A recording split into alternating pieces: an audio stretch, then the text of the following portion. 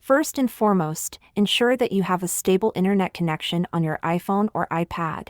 This is crucial for the update to be visible. Once you've confirmed your internet connection, head over to the settings of your device. Scroll down until you find the General option. Tap on it, and then select Software Update. Here, you should see the option for beta updates. Make sure it's turned on, and you should be able to see the iOS 17 update.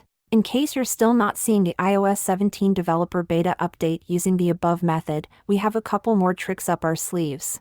Open the App Store on your device and search for Apple Developer. Download and install the app. Once installed, open the app and sign into your account. You can sign up for beta updates from within the app as well. Afterward, go back to the settings and check if the beta updates are now visible. If none of the previous methods work for you, don't worry, we still have one more method to try. Open any browser, like Safari, and type in beta.apple.com in the search bar. Visit the website and install the beta profile from there. Follow the instructions to download the beta profile. Once downloaded, go back to your settings and check for updates again. You should now be able to see the iOS 17 beta update.